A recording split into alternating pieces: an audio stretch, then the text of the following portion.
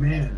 I'm gonna say Nobody made this about you men or guys women. do not get This is, paid this is unless what I stay here. So this is what tends to happen when whether it's OnlyFans, TikTok, Instagram, and when women can't handle it, they leave.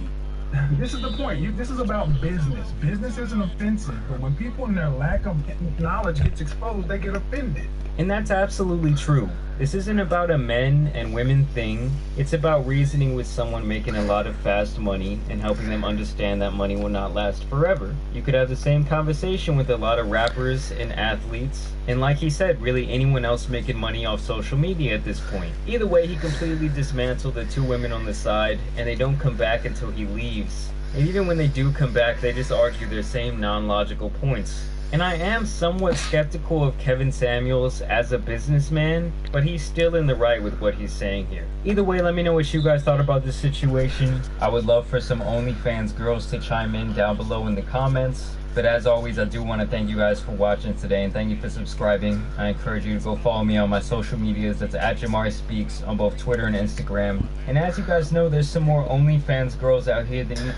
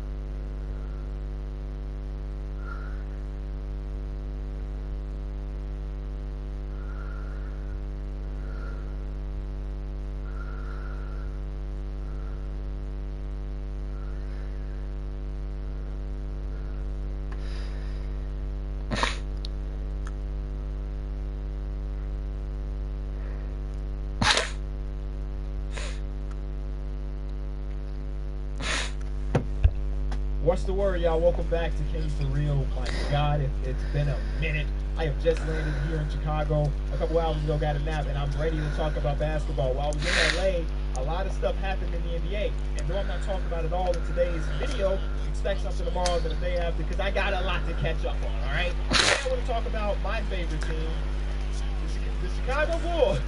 The most active team during the trade deadline and pull off the trade. 2 first-round picks, Wendell Carter, Otto Porter Jr. for Nikola Vucevic. Bulls fans, we on cloud 9. We got another all-star for Zach LaVine. Playoff push. And since that moment, it ain't been great. We have been bad. I think 3 and 7 in the last 10. And not even just losing games, we have lost some abysmal games. Teams that we should not have lost to. The other day, I'm sitting in my hotel room. I should be working. I should be doing research for this next interview. And instead, I'm like, the Bulls play against the Magic. My boy Wendell Carter can, not revenge game, but I like to see Wendell Carter be successful. He goes against my Bulls. But I'm still in the back of my mind, like, it's the Orlando Magic, right? We don't really have to worry about them beating us, right? Wrong. Not only did they beat us, they basically destroyed us and made us look like an inferior team. And at the end of the day, we are, on paper, we have a competent roster. On paper, we have 2 all-stars. We have a team that should be better than the 10th seed, and not even just the 10th. Like, in a couple days, we're going to be the 11th seed, the 12th seed. We're better on paper, but if you watch the Bulls, you know that this team is very, very far from being a good team. Very, very far from being a competent team. Very, very far from being a competitive team. Bro, this team has little to no heart. And it sucks to say because I have a relationship with the Bulls. I have a relationship with the players that are on the Bulls. But as a collective, I'm not talking about a singular player. As a collective, when you see them lose to the Orlando Magic, you can't help but to watch that and be like, bro, where's the energy? Where's the heart? Where's the aggressiveness? They lack that heavily. So today's episode, we want to talk about whether or not that trade 2 first-round picks with Wendell Carter and Otto Porter Jr.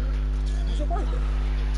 Was it worth it? Is there regret in this trade? Because I've been getting that a lot of my mentions. Because as being a guy that is very vocal about his Bulls fandom, I be catching strays when people talking trash about the Bulls. I don't work for them. I'm not on the roster. I can't make them better. I'm just actively rooting for them as I should as a fan. So I be catching strays in the mentions like, man, Kenny, y'all are bad. And I'm like, y'all? When did I? Anyway, I still do believe that the trade for Nikola Vucevic is a good trade. And I said it in real time. A lot of people on Twitter are like, yo, Little Magic got fleeced. And if you go back and watch that video of my trade deadline, I'm telling y'all, like, no, they did not. They got very good value for a 30-year-old aging center. They got very good value. But also on the other side, the Bulls got good value too, with getting another all-star caliber player. Oh, yes, it's a trade that this should have propelled us into the playoffs. It hasn't. And most likely it won't. I'm looking at 538 right here. We have a 6% chance of making the playoffs. If I'm not mistaken, right after the trade deadline, Nick Vucevic gets traded to the team. We're like a 20% chance. So it has dropped significantly as we continue to pack on these L's. But I tried to tell people this.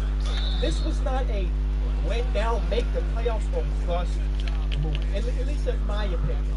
At AK, he is making the foundation for what he believes should be a good, competent roster for, I guess, the now in the future. I guess the field on the now part, but also the future. I mean, there was a lot of rumors going around about AK and them being very active outside of. I think they made 3 total trades. They wanted to make more because they knew that we are good. You have to remember, this is a front office that took over from a guy or a group of guys that fans had literal shirts that we were going to games with since fire guard packs. Thinking about the recent draft history of Guard Foreman and John Paxson hasn't been good. We had Kobe White last year. I'm still believing that Kobe White's going to be a competent NBA player this year. We had Wendell Carter, who again, another guy that I believe is going to be a competent NBA player. We had Larry Martin, who, from everything that I've seen, everything I've read, he won't be on the roster next season.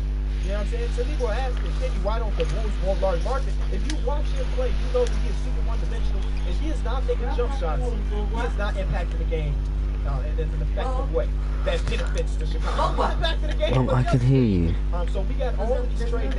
They promised Chandler Hudson to be drafted in the first round. They ended up trading him away. So basically, we have invested these picks for players that we don't even hold value to us for the now or the future. I'm waiting for the day where Lowe puts together that video. This is how the Bulls wasted 10 years of draft picks, because I know it's coming. Because that's kind of what we've done. We traded away one of our first round picks for and that's the Wendell Carter. Larry Martin is going to hit the strip free agency. He's probably not going to match anything. Kobe White is still young, but I think a lot of fans are off on Kobe White, and I understand why. Because the last couple of weeks have been dreadful for him individually. But I honestly do believe he is playing out of position. He is not a point guard at all. And now with Zach LaVine being down, they even reference that Zach LaVine is out for about 2 weeks now. Kobe White should have an opportunity to showcase that he plays the off guard, not the on guard. You know what I'm saying? He's not a guy that I want to bring the ball in the court. So the acumen took over the team that was, well, we were down bad. And you know, we still are down bad, but he has had one trade deadline to make things work. And if you look at on paper, a lot of the trades that he did make sense for the future, right?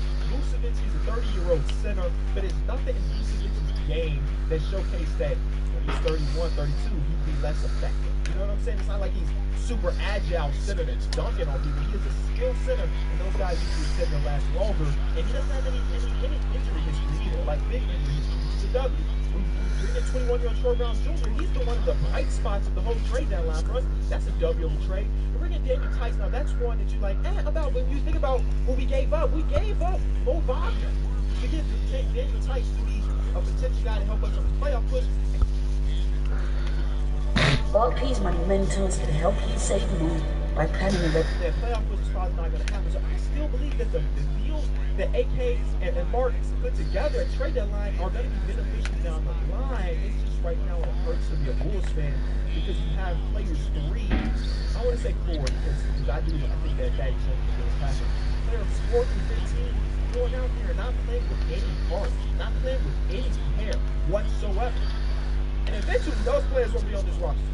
We know that we have Bulls locked up for a couple years. We plan on re-signing Zach LaVine. At least that's everything I've seen and I've read.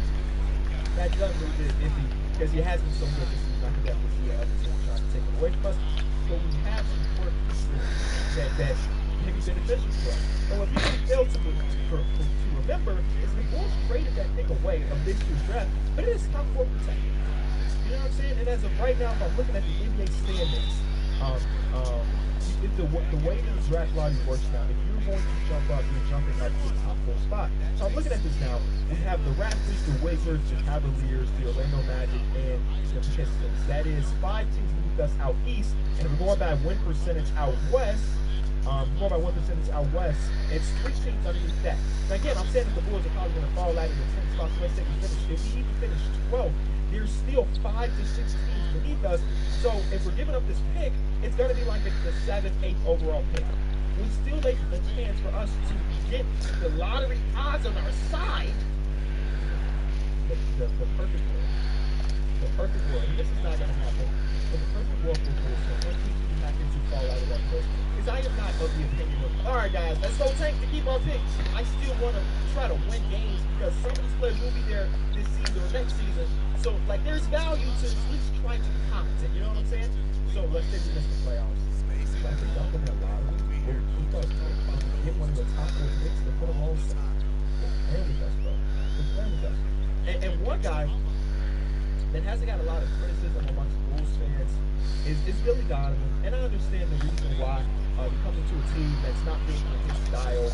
And, I mean, you got to think about our front office and had this conversations like that. His first years or so may not be the greatest because we don't have the personnel to fit you directly.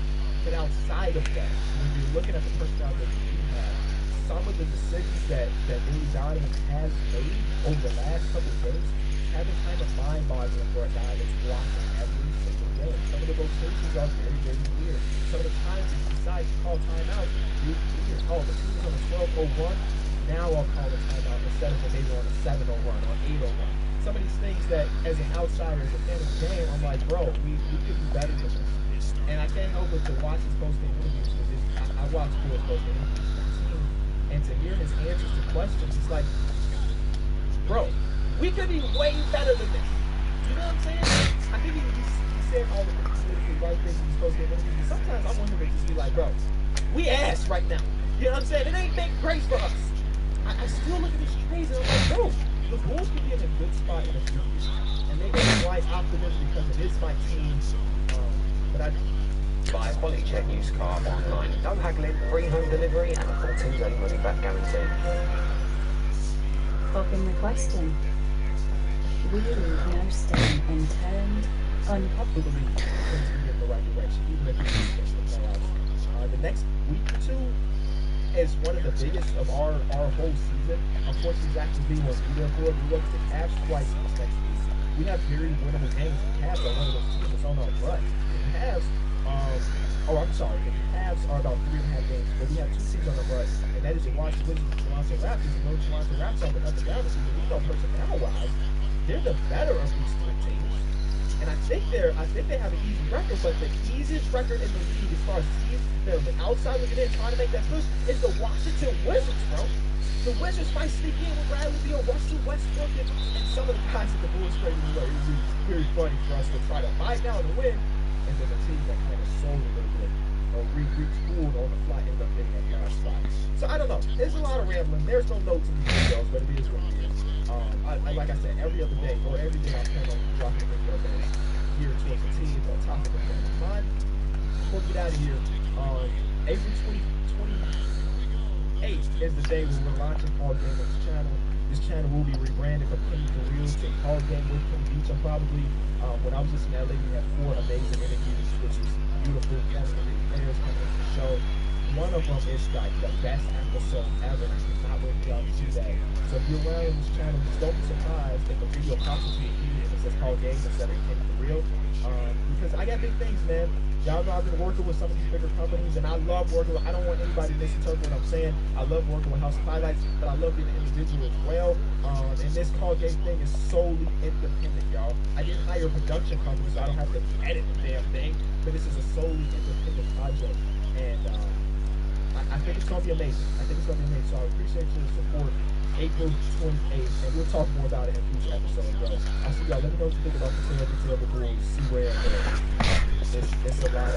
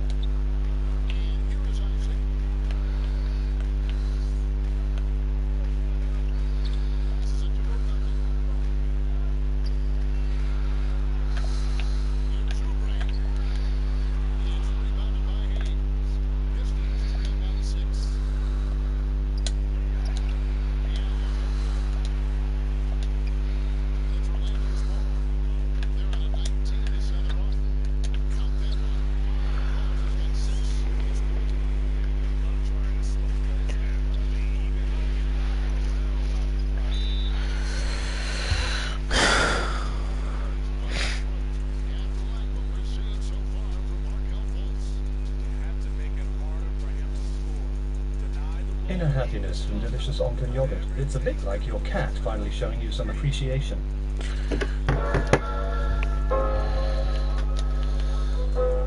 Hello, everybody. I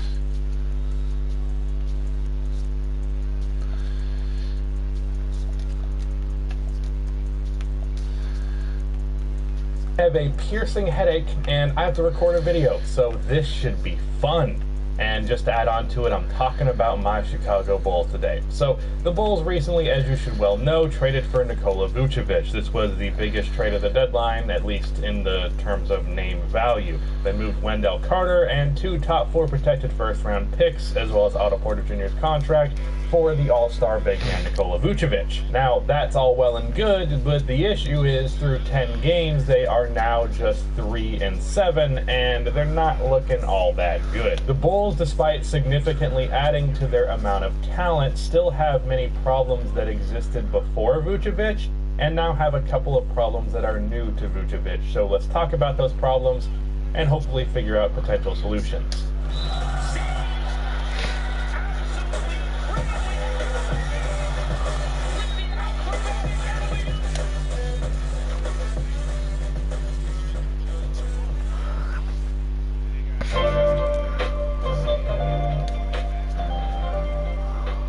Before I continue on with this video, about half of the people that watch these videos are not subscribed, so if you fall into that 50%, then subscribe. Also drop a like on this video. It only takes 1 second and it makes a massive difference. You know, sometimes I feel kind of bad making videos about the Bulls because I'm like, I don't want to talk about the Bulls too much, but I haven't actually done it that much on the main channel, so I feel justified in doing this.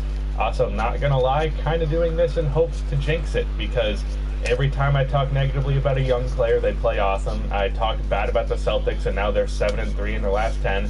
So, hopefully I can do this for the Bulls, although with my luck, the curse won't work for them. So let's get into these issues. First of all, the biggest one that's most concerning to me is that Zach LaVine and Nikola Vucevic have not been positive on the court together. Their starting lineup overall has been positive, but when they're running lineups of Zach and Vuce, just in general, both of them have been better kind of separate from each other.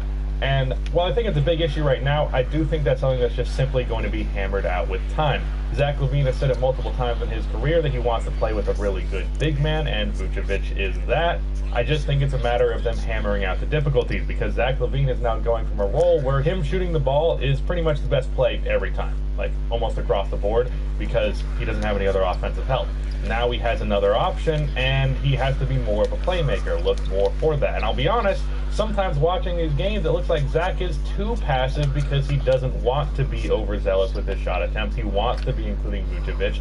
And sometimes it's like, Zach, just be great, dude. You don't need to be passing the ball right now. And they've ran pick and roll, and there was a game against the Pacers where they absolutely bullied them with the Vucevic and Zach pick and roll. I think that can happen more often, but right now the chemistry is pretty rough. I think it's just going to be hammered out with time. Zach LaVine has taken a leap as a playmaker, which has been awesome, and I think is going to help here. And I think Zach could potentially average even upwards of like 7 assists with this duo now, but playmaking is still not his strength, and it's a little bit difficult, and I think that's another issue with this team that I can just address now, which is playmaking. Now, Vucevic, as well as Thad Young, being the amazing playmakers that they are as big men, have semi-made up for the difference in playmaking on this team. However, it'd still be nice to have a primary playmaker off of the dribble guy to initiate the offense. Now, obviously, the guy I'm thinking of most of all is Lonzo Ball. I have preached multiple times that I want this guy on the damn team. And really, not even with just playmaking, there's also just pretty much a total lack of shot creation outside of Zach LaVine and Nikola Vucevic at more than like a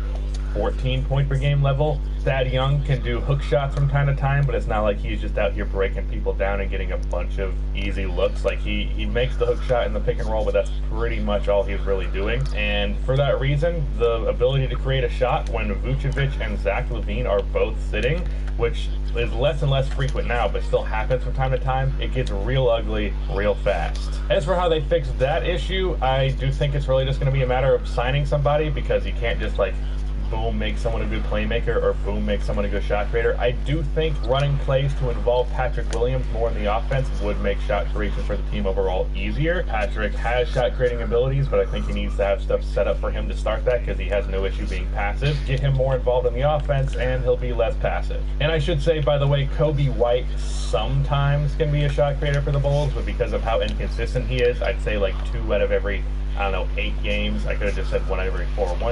One quarter of every game that he's in, not 1/4, a quarter of all the games he is in, he can be a good shot creator, but he's incredibly inconsistent. And for the positive game he has, he'll have 3 really negative games, so I'd rather just not him play at all, which I guess can be yet another transition, because now I gotta talk about Kobe White and Lauri Markkanen, because holy shit, are they not that good. You might be thinking, oh, well, I look at the stats, Kobe White's averaging like 13, 14 points per game, Lauri Markkanen averages 15 points per game on good efficiency. That's gotta be a decent player, right? But no, they're really not. Lauri Markkanen is a good floor spacer, but can't do really anything else offensively outside of a straight line drive or just finishing a dunk off of a basic dump off pass. He is a horrifically bad defensive player because he really could only function as a center in the modern NBA, but he cannot be a center on this Bulls team with Vucevic and Daniel Tice. So he's kind of a nightmare defensively because he cannot defend 4s, and really, even if he was a big man, he's too soft to defend bigs that are actually good. So he's just a massive defensive liability, and because he's just a floor spacer,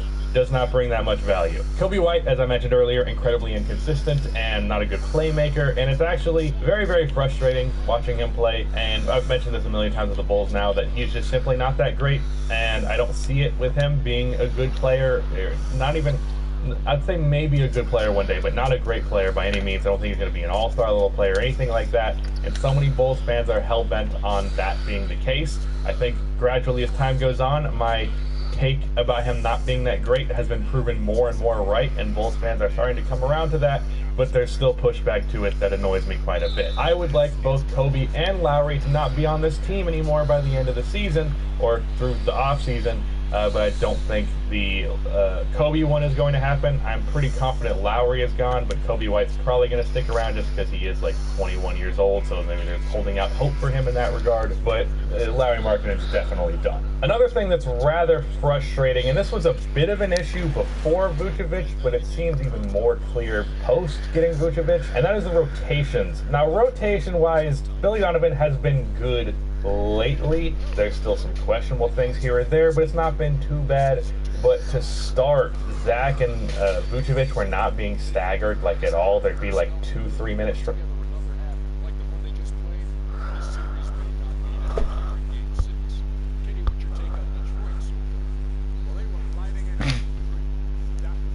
Deep inside the jungle, the next stage of Clash is here. Town Hall, where they played without each other in each game, and that's about it. He's running nearly full bench lineups, which is a big no-no. He was playing Denzel Valentine over Troy Brown Jr. despite Troy being a miles better defensive player, a better playmaker, and while he's a worse three-point shooter, he also doesn't take a million dumb shots like Denzel Valentine does. And I do want to say briefly about Denzel Valentine that I apologize to Bulls fans for ever defending this guy, because holy shit is he ass half of the time, and then he'll be decent sometimes, but like every time I'm watching Denzel and he has a good game, I'm like, why are you shooting that? Oh, it went in. Okay. That's the Denzel Valentine experience. It's like, Rudy, you're editing this. I don't know why I'm talking to you directly. I'm looking at a camera right now. Dylan Brooks is kind of like even worse version of Dylan Brooks, where it's like he has good games here or there, but like, fuck, why are you shooting that shot right now? That's Denzel Valentine. Also, he's been running Lauri Markkanen at small forward lately, which is like, just don't do that. That's a bad idea. I'd rather just have Patrick or Troy Brown in. Like that, make that your small forward rotation. There's no need to do that. Or also, he's been running so many lineups where it's Kobe White and Zach LaVine instead of Kobe and Vucevic. When you look at the on-off numbers, Kobe and Zach next to each other is horrible net rating wise. Both of them are significantly better without the other on the court. So you think that he would pair the ball handling Kobe White next to Nikola Vucevic in the rotation, but it seems like anytime Kobe is in the game, Zach is in the game, and half the time Vucevic is not in the game. So it's like, are you even paying any level of attention to what's happening with your basketball team? Now, the rotations lately have been tighter. They have been better. I'm barely seeing any Denzel Valentine minutes. Daniel Tice has gotten a lot of run. He has been fantastic defensively. And I guess we can use this as yet another transition. I'm just transitioning beautifully in this video. Defense. I don't know what the exact defensive rating with the Bulls since the Vucevic trade has been, but it hasn't been great. And this is to be expected because Nikola Vucevic is not the defensive player that Wendell Carter is. While he is better at being physical in the paint, he is also a drop big, and drop bigs are not good. It's a bad thing. Can't defend the pick and roll particularly well. He is not bad at defending the post, and he can block a shot in the paint, or at least contest one relatively well, but that is about it. Now, it's not that the Bulls are completely lacking in defensive personnel. Thad Young, Troy Brown Jr., who I mentioned, Patrick Williams, Daniel Tice, all very good defensive players. But everybody else defensively is hot ass. Zach LaVine is a bad defensive player. Vucevic is a mediocre to sometimes bad defensive player. Kobe White is a really bad defensive player. Lauri Markkanen is a pathetically bad defensive player. Denzel Valentine's not a very good defensive player. Satoransky is an okay defensive player just simply by the fact that he is 6'7", but other than that, not a good defensive player either. Just a whole lot of bad defenders on this team, and really, I think you can keep, obviously you keep Zach, obviously you keep Vooch, you deal with the consequences of them being bad defensively, but this bench lineup does not need to be as bad defensively as it is when you get rid of Kobe White and Lauri Markkanen. Fill in that bench with some defensive guys in the offseason. So as for what this team needs to address, I think they need a long-term playmaking, ball-handling point guard. Of course, I want Lonzo Ball. They're going to have to do some cap gymnastics to make that plausible, but it is plausible, and I do think he would be fantastic for this team to the point where I think signing him would fix like 80% of the issue.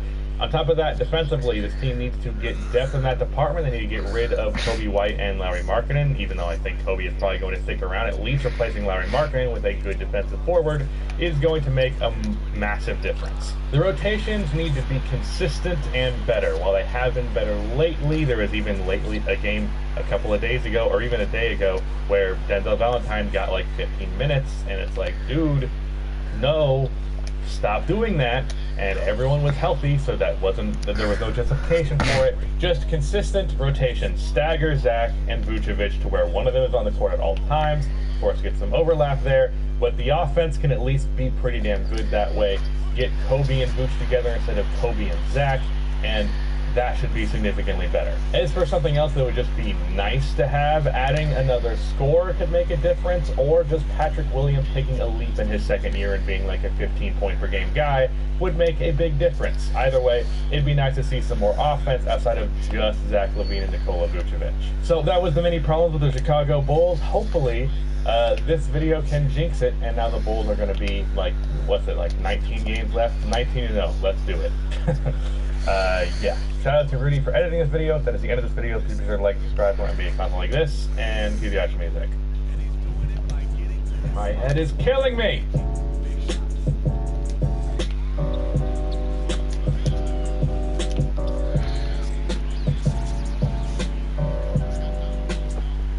Learn a new language with Babel. Spark more conversations. Discover more culture.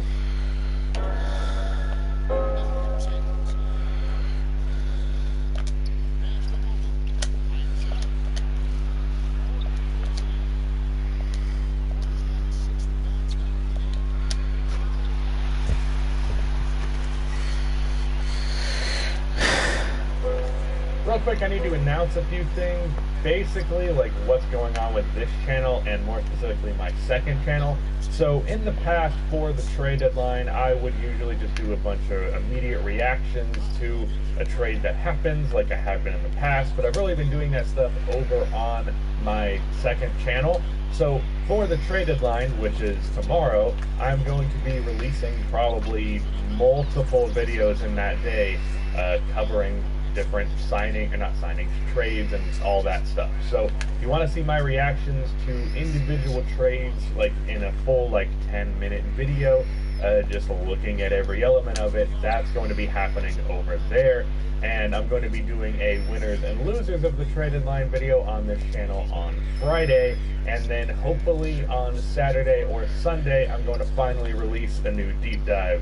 I've been struggling to get the creativity for that, but I think I've finally found it again, so that's the plan. So if you're not subscribed to my second channel already, where I'm doing post-game recaps and then trade reactions, and as well as hot take videos that are no longer on this channel and over there, then go subscribe to that channel, because I'm more active over there than I am at this channel at this point. So yeah, go subscribe. With that out of the way, today's video is pretty self-explanatory. I'm going over the player that I think is the most underrated on each NBA team. I might do most overrated each team, but I don't want to be like too negative, so we'll see how this video does. But yeah, that's about it. So roll the intro.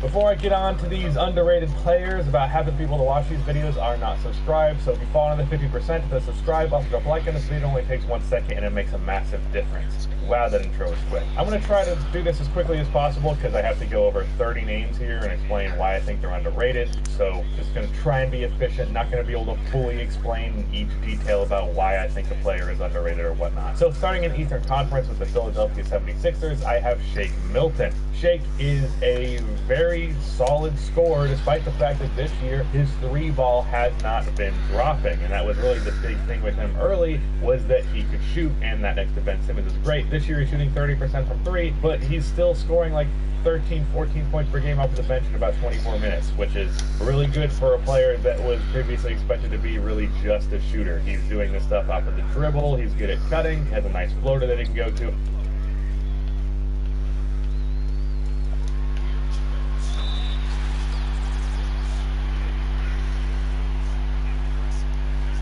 Sure, his mid-range numbers aren't too horrible, so the fact that his threes are not dropping and he has still been scoring pretty well is pretty nice, and Shake Milton is not a player that's talked about very much. For the Brooklyn Nets, I have Jeff Green. I have been spreading Jeff Green propaganda on this channel for multiple years now. I believe he is one of the most underrated role players in the league, and I was pitching pretty much every team in the league to sign him when he was a free agent this offseason and suggesting that he'd be a great pickup for any contender, and he has been amazing for the Brooklyn Nets this year, so look at me, I was right. For the Milwaukee Bucks, I have Bobby Portis. In about 20 minutes per game, he's averaging around 10 points and shooting 40+% from three. The best thing about Bobby Portis is that when playing alongside Giannis, he allows Giannis to be a true big man and true center type player while he spaces the floor at an elite level, unlike fraud Brook Lopez, who only shoots kind of well for a center and then gets treated like he's some elite shooter just because he's decent at it for a 7-footer. For the Heat, I have Max Strus, because I could not think of any player on this roster that is underrated. Maybe Goran Dragic a tad, but like Max Strus is a decent three-point shooter in some minutes for the Heat.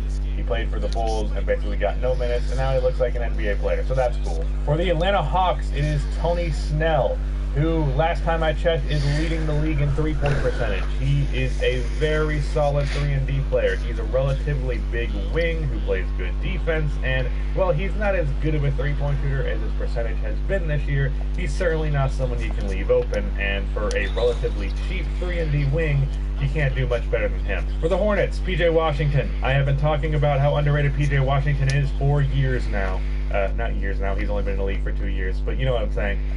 He is shooting 40% from three this year, very good defensive player, smart player on both ends, does not make too many mistakes, and I think he has all-star potential. For the Knicks, Alec Burks. Alec is a player that has been underrated for pretty much his entire career, but this year, once more, he is on a team putting up buckets off of the bench and doing it in a respectable efficiency and not getting much credit for it. So just wanted to point out Alec Burks. For the Celtics, Marcus Smart. This is a weird place to put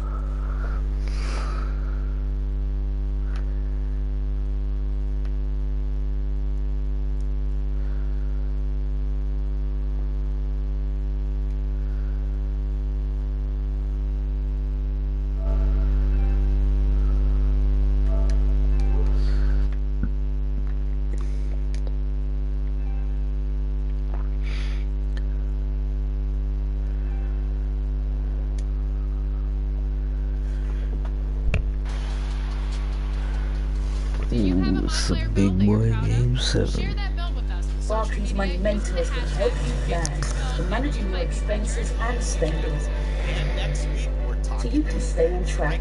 Marcus, or like it's weird to consider him underrated, but apparently the Celtics are considering trading him for like nothing, like Aaron Gordon, and you're moving 2 first-round picks alongside him, and then Evan Fournier as well. That's a shit trade. Don't do that, Danny Ainge. It's kind of a spoiler for my next deep dive, but in terms of impact, it does not get much better than Marcus Smart, and there are days where he is the best player on the Celtics, which is saying a lot because that's a talented-ass team. For the Bulls, Thaddeus Young, or Thaddy Daddy, as some weird guy in my comments keeps trying to get me to call him.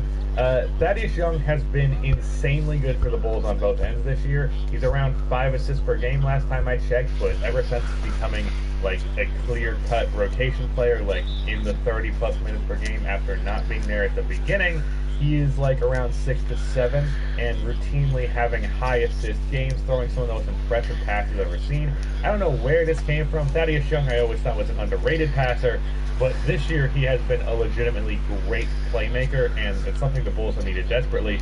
And then he's been a small ball 5 for the Bulls this year as well, and he's been holding up against the bigger bigs in the league despite this, and just fantastic defensively as well. So shout out Thaddeus Young. Cannot say enough that he is in contention with Jordan Clarkson for 6th Man of the Year. I was dancing around that topic for a while, but like, for what a 6th man should be, Thaddeus Young is right there at Jordan Clarkson. For how that award is always awarded, Jordan Clarkson is the 6th Man of the Year, but I've expressed my issues with that award before in the past. For the Pacers, Justin Holiday. I ignorantly proposed in one of my trades that the Pacers trade Holiday for Kevin Knox in one of my videos on trades, and that's because I didn't realize that Justin Holiday was really hitting his threes like that this year. So very solid player for the Pacers this year, and one of the more consistent pieces that they've had players in and out of lineups, and a lot of inconsistency across the board with that franchise. For the Raptors, Norman Powell, who they might be trading, so it'd be awkward if they traded him before this video went out. But he is averaging almost 20 points per game on 64% true shooting. He's shooting like 44% from 3 on high volume. So he is a very solid scorer. He's not much of a creator, but he's an incredibly good finisher as a guard, like finishing plays, not like finishing at the basket. So like lethal 3-point shooter, decent mid-range shooter, can attack a closeout, decent cutter. Like, this is just a fantastic player to have. For the Cleveland Cavaliers, I have Darius Garland, who in his 2nd year is averaging about 16 and 6 on a little bit below league average true shooting, which is not ideal, but really that just stems from him not being a guy who gets the line like at all, but he's nearly 40% from 3 this year, which was his biggest selling point coming into the draft. So after a rough rookie year, Garland looks rather solid for the Cavs this year. For the Wizards, Ish Smith. Now, Ish has been bad this year for the Wizards because with Russell Westbrook added to the roster, the need for backup guard depth is really not there, and even when he's playing alongside one of those two, which is getting the ball out of his hands, and Ish is most valuable with the ball in his hands. But he is still a fantastic playmaker for a bench player, solid defensively, and then he has a great mid-range pull-up that he can go to. So Ish Smith is pretty damn solid. Unfortunately, his fit with Washington since the Westbrook trade really ain't there. For the Orlando Magic, I have Terrence Ross, who could be a 40+% 3-point shooter if he cut like 2 to 3 of his 3-point attempts per game out of the way, but he's still like 37-38% on like 8 attempts per game. Shoots a lot of threes, like coming off of the screen, fading off of the catch, all those type of things. Some of them, like I said, needs to cut them out, but for the most part, very lethal shooter. And then, of course, we know how good he is in transition as an athlete. So, yeah, Terrence Ross. For the Detroit Pistons, Sadiq Bey, though I think he's genuinely getting more praise as time goes on. I mean, he did win a Player of the Week award as well, as he averaged like 20 on like 70-something% true shooting, or I think it was even higher than that. He is just a fantastic shooter as a relatively big forward early into his career, and that's a player that has a lot of value, and I think he's going to be either one of the best role players in the NBA for a long time, or maybe even break out higher than that, because he is just like 20-something, so you never know. The sky is the limit, maybe. Going over to the Western Conference now, we have Bogdan Bogdanovic for the Utah Jazz. He is an efficient 20-point-per-game scorer who does it in a way that doesn't really interrupt the flow of the offense. Like, he's a very good catch-and-shoot shooter. He does stuff off of the dribble, but not to an amount that interrupts the flow of the offense, like I said. So he's just like a player that fits anywhere you put him. He is a lethal floor spacer. He can create his own offense. What's not to like? For the Lakers, as much as it pains me to say, Kyle Kuzma is the most underrated player on the Lakers. I feel like people in general have come to terms with the fact that Kyle Kuzma is not a future star. That talk has left at this point. But this year, he's been really solid as a role player when it looked like he was like sometimes not really a player that should even be on this roster. But defensively, he has taken a leap to the point where I would say he is a positive defender on most nights. And then add on to it that his threes are dropping this year. He's having games where he's been more aggressive in a way that's not obnoxious. He's even had games where he's been a decent playmaker. He had 7 assists the other day. Like, Kyle Kuzma has really rounded out his game. He's actually become a decent shooter after being a pretend good shooter for a couple of years. So, Kyle Kuzma, man, somehow went from one of the most overrated players in the league to underrated in like a matter of 2 seasons. But that shows just how public favor can shift so fast. For the Phoenix Suns, Cam Johnson is an incredible three-point shooter, also has an amazing haircut, and just solid player all around for the Suns as well. Like, he doesn't make too many mistakes, and he's just like great three-point shooter. Those are always valuable out of a big forward as well, which is always valuable. For the Clippers, I have Zubac, who I definitely don't look anything like, so please stop saying that. He is just a solid big, and like, he seems to get routinely disrespected by people, and I'm just like, he does the job on both ends, and like statistically the Clippers are always better with him in the game. Last year the Clippers were statistically better with him over Montrezl Harrell, and yet in the playoffs they kept doing Montrezl Harrell lineups when it wasn't working. For the Denver Nuggets, JaMychal Green. While he is no Jeremy Grant, when they did sign JaMychal Green, I was like, okay, that is not the worst replacement in the world for what Jeremy brings. JaMychal is a really good three-point shooter. This year he's shooting around 42% on 4-ish attempts. Good defensive player, does not make mistakes, does not get anyone's way, is a guy who on offense spots up, on defense does his job, and it's nice to have players who just do their job and don't cause problems. For the Portland Trail Blazers, Gary Trent Jr. Now, I think he is gradually getting more and more attention, but still, Gary Trent Jr. is a guy who can average 20-plus points per game right now, and the situation in Portland has been iffy in terms of allowing him to do that, but without CJ, he was averaging 20 points. With him back, I'm curious how he's going to adjust, but he is that caliber of player right now, a 40-plus% three-point shooter on high volume, able to create his shot off the dribble at times, good at attacking off of the catch, just like very, very solid scorer, Gary Trent, and then one of the most confident basketball players that I've ever seen. So, I love Gary Trent Jr. For the San Antonio Spurs, Keldon Johnson. Like, I know Spurs fans adore Keldon, as they should, but like, outside of the realm of Spurs fans, I don't think too many people are aware of just how good this kid is. I don't know why I called him a kid when we're basically like the same age, but Keldon is a big guard/forward who has just this perfect mindset for like how he plays. He fearlessly attacks the basket. He does all the little things. He hustles. He tries his hardest every second he is on the court.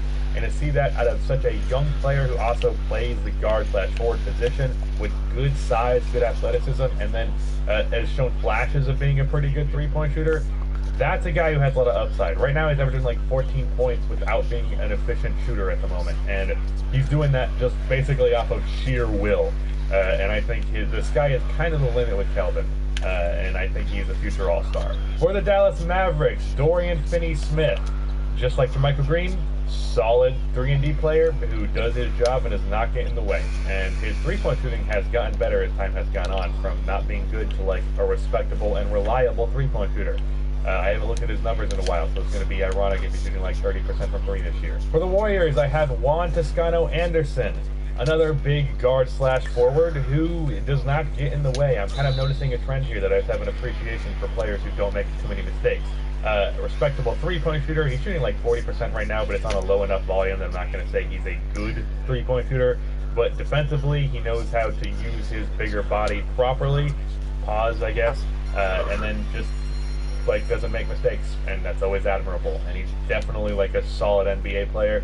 Last year he was kind of like a fringe NBA player, but this year he has established himself as like, yeah, this is a rotation guy in the league. For the Memphis Grizzlies, Tyus Jones.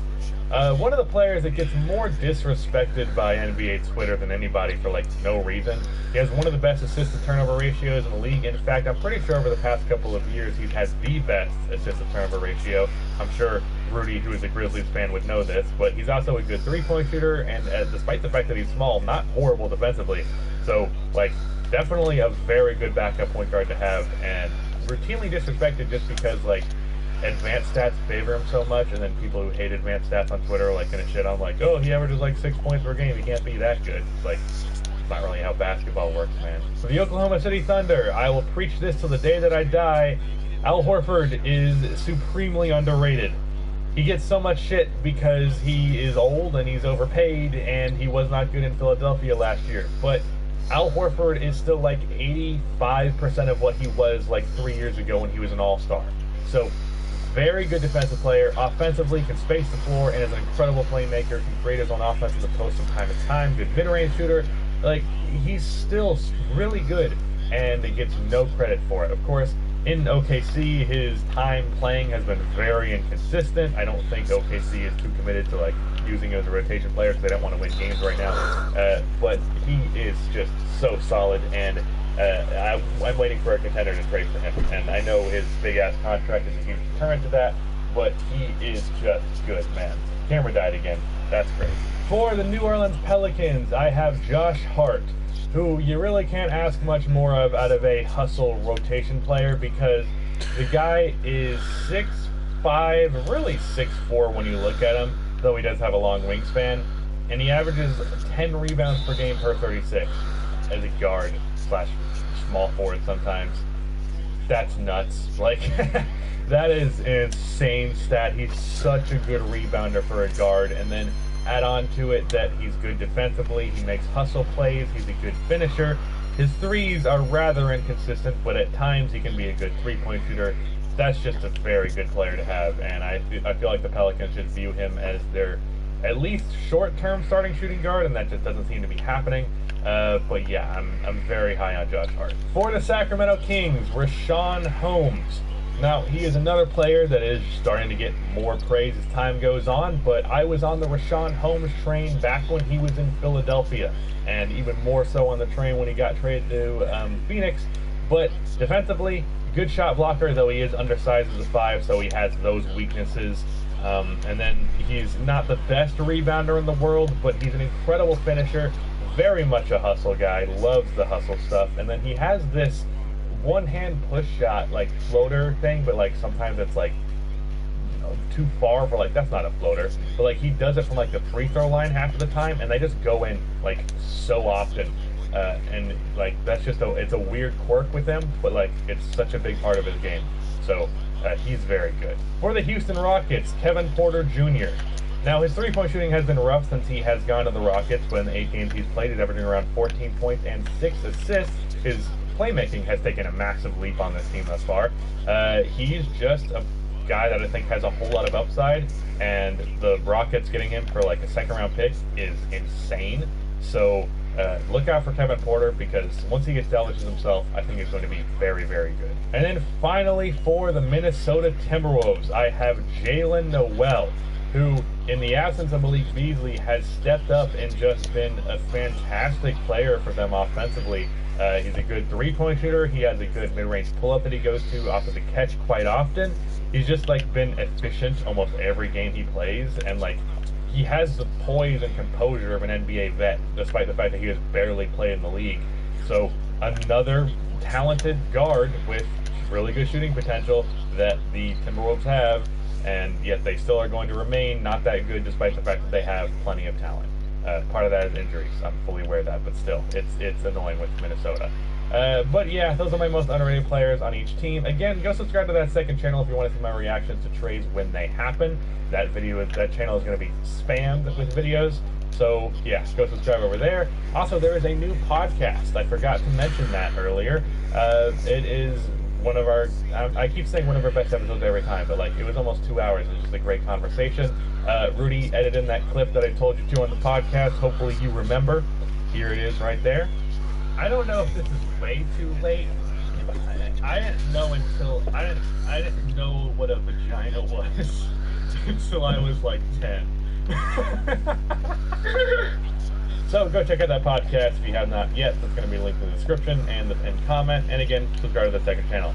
With that out of the way, shout out to Rudy for editing this video. At the end of this video, please be sure to like, subscribe for more content like this. And if you have a good day.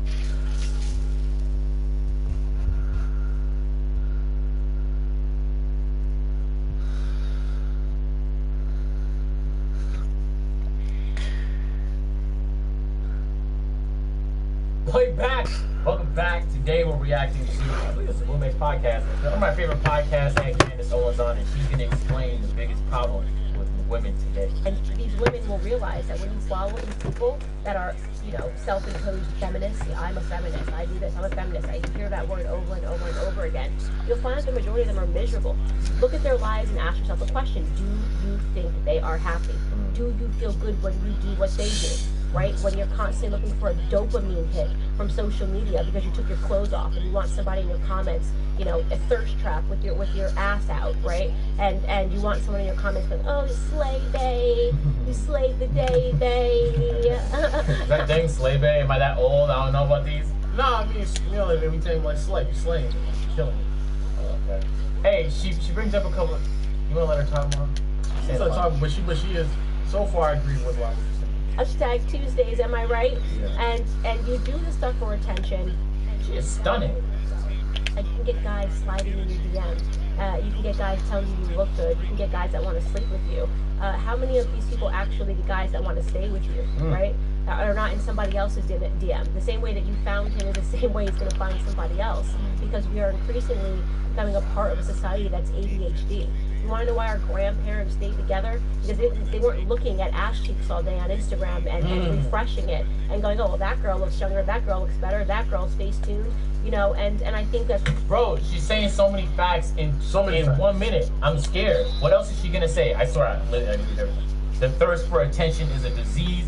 If you have that disease, you need to cure yourself. I don't know what the cure is. It might be therapy.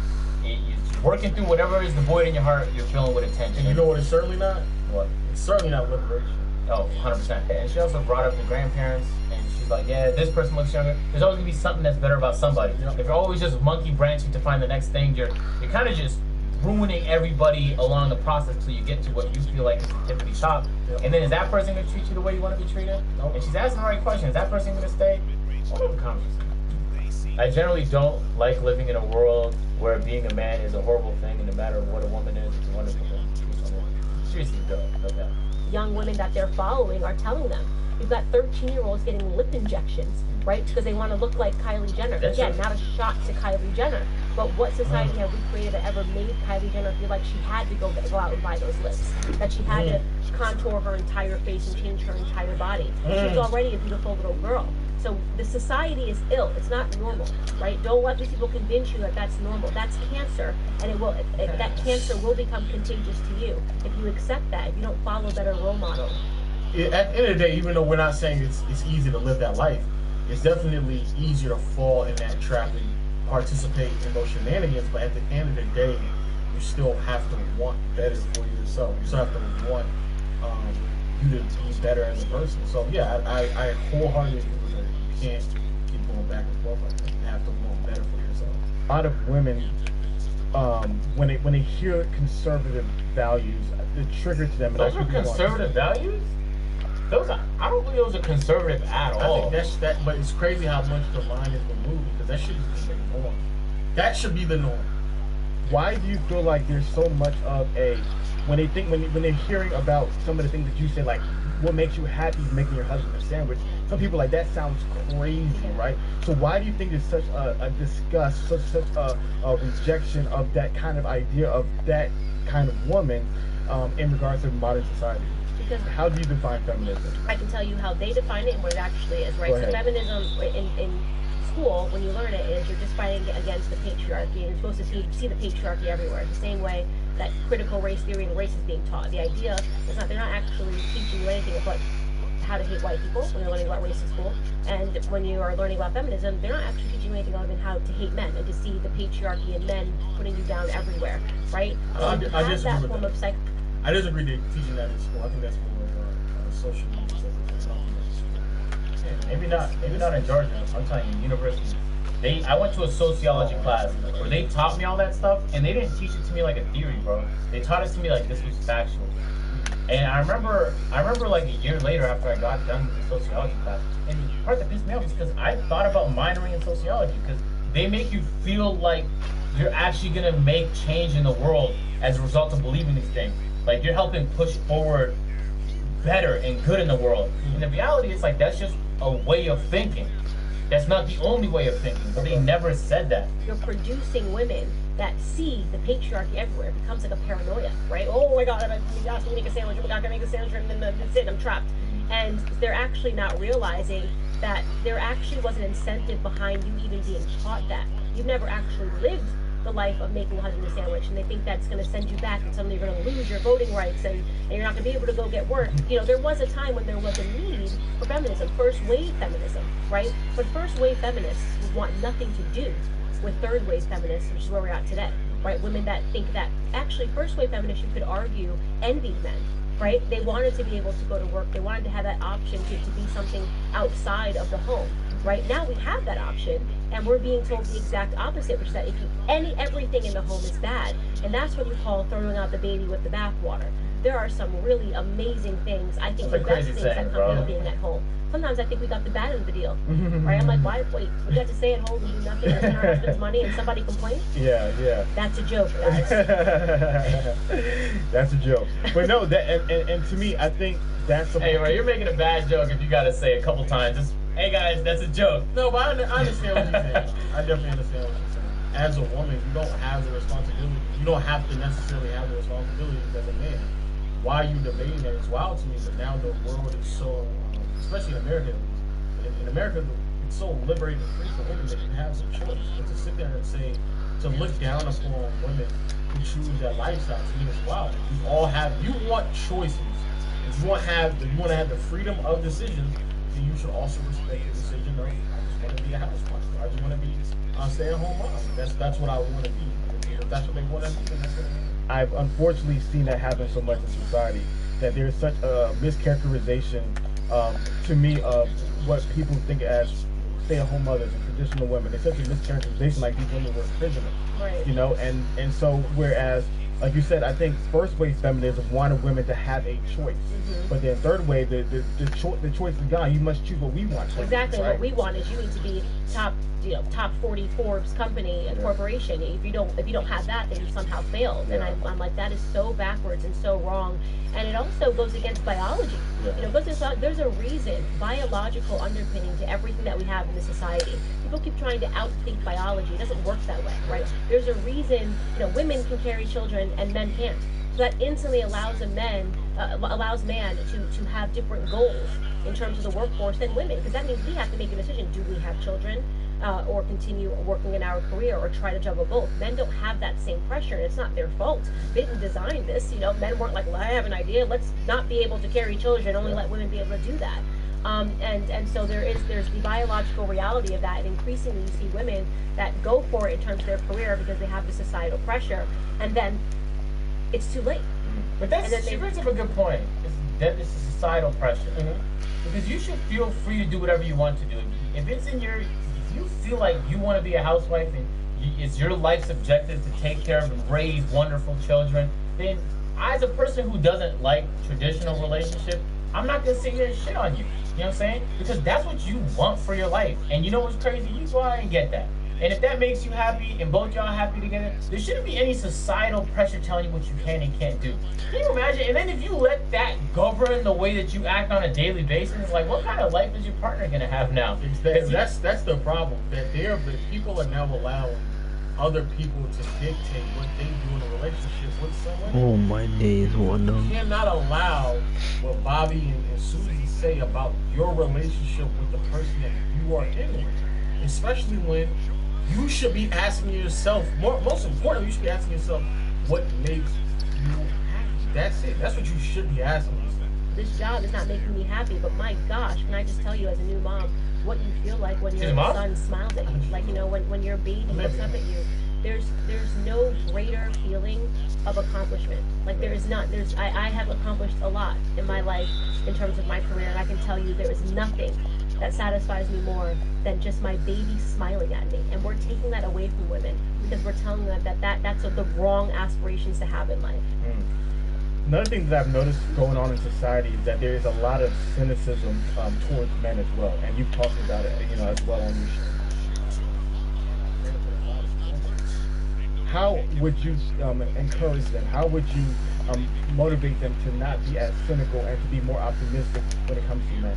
I think it's a self-perpetuating problem, meaning that there are crappy men in the world, right? But men are crappy because we've created a system where manhood has become obsolete. You keep increasingly telling men more and more they can't matter. When I say, who are they being told that by? You know, like I said, there's more sinister implications here of why we're making manhood obsolete. When we're saying masculinity is wrong, this is backwards. You don't need a man. You can just have a baby without a man. You're starting to see that sort of programming happening with young women, where you're telling women to act like men. You should aspire to the things that men naturally might aspire to. When you remove the more natural feeling of men being providers and women being nurturers, which is a beautiful yin and yang that just works. I can sit here and say I can eat a keto diet and I'll feel better and I'll lose weight and I just overall feel stronger. Can you imagine if I just didn't reject that feeling because some person on the internet told me that you're not supposed to, don't feel that? It's like you're living your life. Yeah. And it's like you're gonna learn things along the way. They could be right or they could be wrong. They could work for you, they could not work for you. Like how many times have you just tried things like, I just got a new mouse. I don't know if it's the right mouse for you, but I'm gonna keep trying things. Can you imagine if people just shat on me? What's this mouse you have? You don't use the Logitech G Pro? And then like I had the societal pressure to use the Logitech G Pro. I've been using it for 2 years. It's like why are you living with all that pressure on just simple shit? You're creating men to feel obsolete, and then women are complaining because men aren't being men.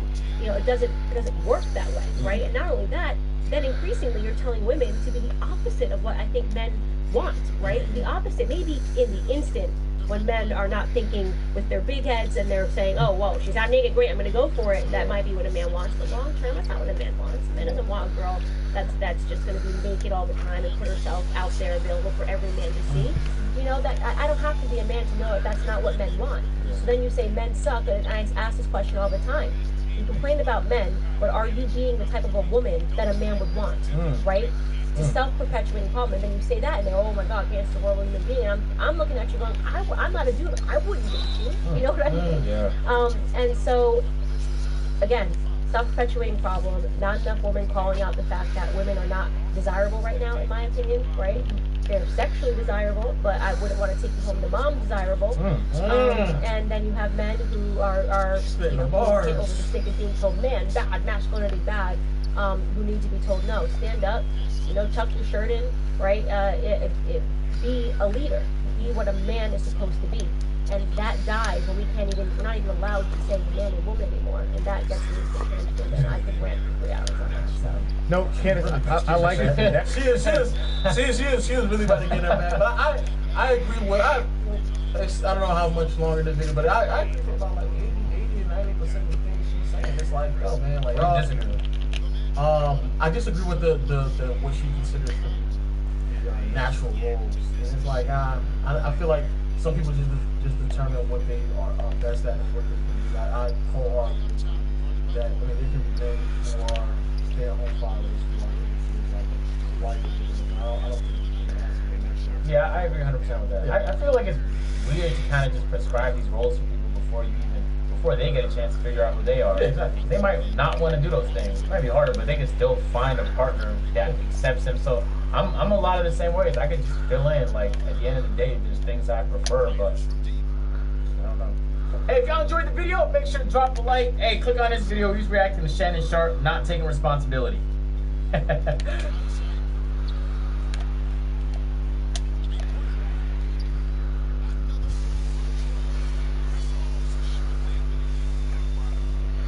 It's a 12-point game.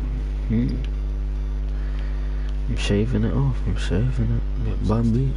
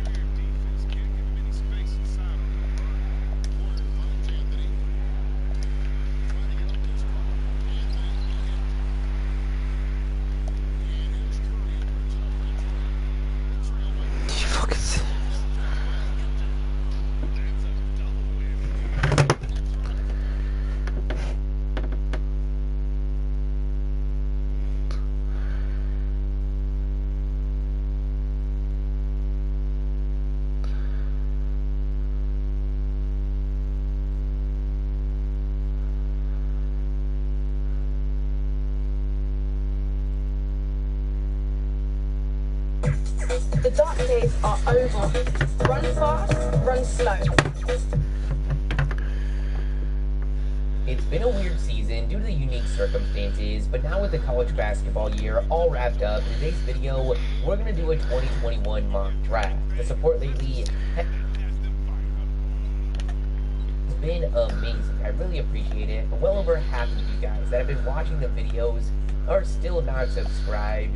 We've got a lot of content coming out. You won't want to miss it, so smash that sub button, smash that like button, and let's get into it. Right now, the worst record in the league and the best odds at the #1 pick in the draft is in the hands of the Minnesota Timberwolves. They've been a disaster. They've had to deal with a lot of injuries, but the fact that they've had 3 #1 picks since 2014, 2 of which are still on the roster and are still at the bottom of the league is ridiculous. I feel this is their last opportunity if they really have any hope on turning things around and holding on to Karl Anthony Towns. Luckily for them, if they get this #1 pick, their decision is made before them. They're going to take Oklahoma State point guard Cade Cunningham. Cade Cunningham went into the season as a clear-cut, projected #1 pick.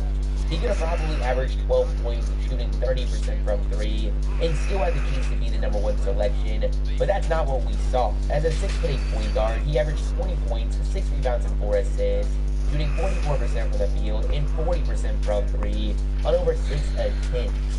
You can look at his game under a microscope and find holes, yeah, but you've got a 6'8" point guard averaging over 20 points as a 40% three-point shooter. As a freshman, you don't think, you draft him, and you figure out the rest later.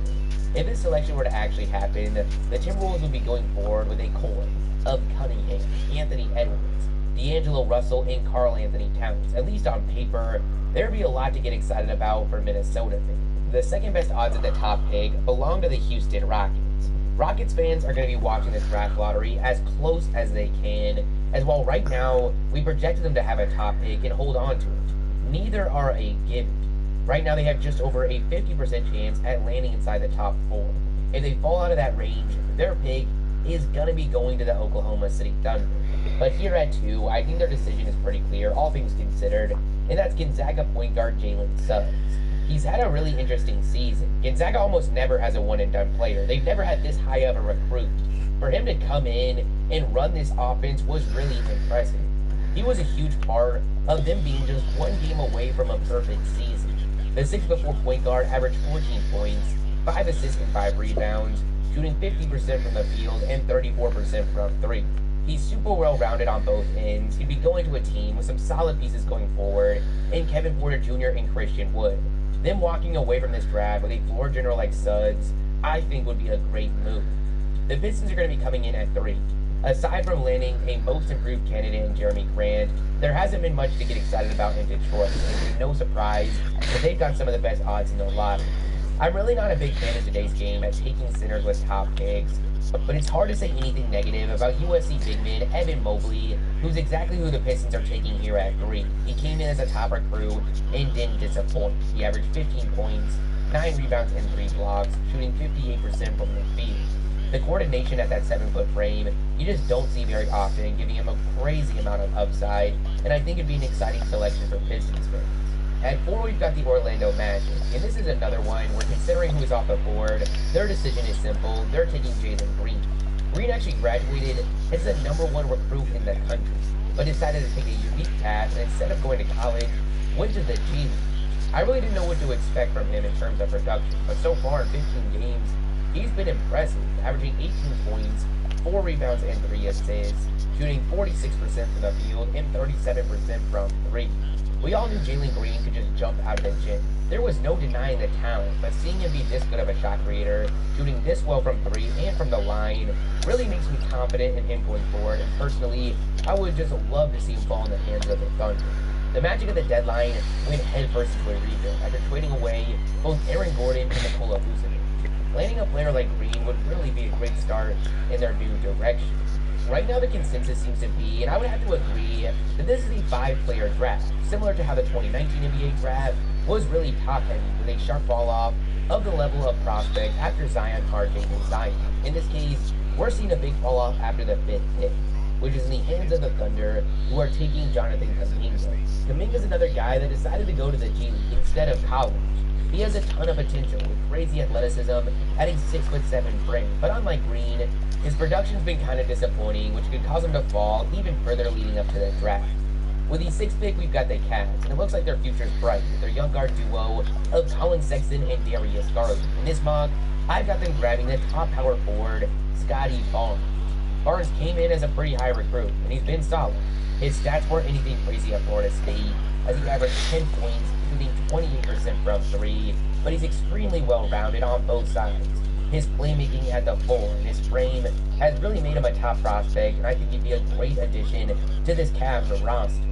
The 7th pick belongs to the Wizards, and they're going to be taking former Duke forward Jalen Johnson. I say former because he actually decided to part ways with the team before the season even ended, a decision that I thought might really hurt his stock, but that hasn't appeared to be the case. He's a 6'9" forward who can play on the wing. He's hyper-athletic, and in the 13 games, he averaged 11 points and 6 rebounds, shooting 52% from the field and 44% from 3. Considering the Wizards situation, they need to go for upside, and that's exactly what you get with Johnson. The 8th pick is in the hands of the Raptors. This is such an interesting team when it comes to the draft, as I really didn't expect them to be here. It's crazy to think about the scenario where they jump higher in the draft. Just imagine, they land the top pick and have a core of Fred VanVleet, Pascal Siakam, OG Anunoby, newly added Gary Trent Jr., and Cade Cunningham. That truly sounds scary, but here at 8, with no clear position to address, and the fact that they're probably not looking to be in a rebuild, I've got them taking a safe pick in Corey Kispert. You're not drafting Kispert with the expectation he's going to be the future face of your franchise. You're drafting him with the expectation that he's going to come in and produce off the bat, especially from the 3-point line. He had one of the craziest college seasons we've ever seen statistically. He averaged 19 points, shooting 53% from the field and 44% from 3 on almost 7 attempts. Insane. And I think he'd be a great selection for the Raptors here. At 9, we've got the Kings, and this one's kind of tough with how many solid guards are on the table, but that's not really a position they need to address. For now, I've got them taking the top big man on the board, and the first foreign prospect, Alperen Sengun, an 18-year-old Turkish 6'10" center that I know very little about, but based on scouting reports, it appears a lot of his stock is coming from his high IQ game on both ends, especially in the pick and roll, but it seems very clear he's coming in very raw. At 10, we've got the Orlando Magic, and they're taking one of my favorite prospects in the draft, Moses Moody. Yes, the Magic already have Hampton and took Green earlier in this mock, but they're not going to be drafting for need, or at least I hope they're not drafting for need. And in my opinion, Moody is the best player on the board, so they take him. He's a huge reason that Arkansas was actually a top team this season. He came in as a freshman and averaged 17 points, shooting 36% from 3. He was a 3-and-D wing at Montverde. He showed this season that at the least, he's going to bring a lot of value in that department at the next level, but he's got the potential to be much, much more. Personally, I would love to see him fall and get the chance to go to a team ready to compete right now, but in this mock, he's going 10 to the Magic. 11 is going to be the Pelicans, so we're getting another guy who's one of my favorite players in this class, and that's James Bouknight. There is no clear direction for them in this draft, so I just got them going for upside, and this might be their best bet here. I've gotten the chance to see Bouknight a few times this year, and every time, I've been impressed. He's a 6'5" guard that as a sophomore this season at UConn, averaged 19 points, shooting 45% from the field and 29% from 3. Now that efficiency doesn't tell the full story. He was a one-man show at UConn. That was very clear in the NCAA tournament. Without him doing everything on the court, they were lost. The talent he has with the ball in his hands is some of the best in the draft. I really think he's going to thrive with the spacing we see at the next level. The Pacers are at 12. They've got a lot going for them with their front court of Sabonis and Turner. Brogdon's been pretty good this year. Caris LeVert has looked impressive since coming to them midway through the year. But here at 12, I've got them adding guard help with Tennessee's Keon Johnson, whose stock is coming a lot from his athleticism, but this season averaged 11 points, 4 rebounds, and 3 assists, shooting 45% from the field. The Spurs are at 13 and grab Franz Wagner, brother of Moritz Wagner. Franz is such an interesting prospect because he's got a similar frame to his brother at 6'9", but a lot of the times this season was playing the point guard position. Something it's hard to imagine him running full-time in the NBA, but makes him a very interesting prospect. In his sophomore year, he averaged 13 points, 7 rebounds, and 3 assists, shooting 34% from 3. To me, he just screams Spurs. For the last pick of the lottery, we've got the Golden State Warriors, who are going to be adding to their backcourt, taking one of the biggest stars in the tournament, Baylor's Davion Mitchell. Mitchell isn't young. He was a 4-year player in college, including a transfer season. He isn't very big, but I think he's going to be a very solid selection for this Warriors team, who are trying to get back to title contention as soon as possible, as he can come in and make an impact immediately. He averaged 14 points and 5 assists, shooting 51% from the field and 45% from 3. He's one, if not the top on-ball defender in this draft. His combination of leadership, defense, 3-point shooting, at the point guard position has him quickly rising up my board. But that's the video, guys. You guys tell me your thoughts in the comments below. If you like the video, make sure you like and subscribe. And peace.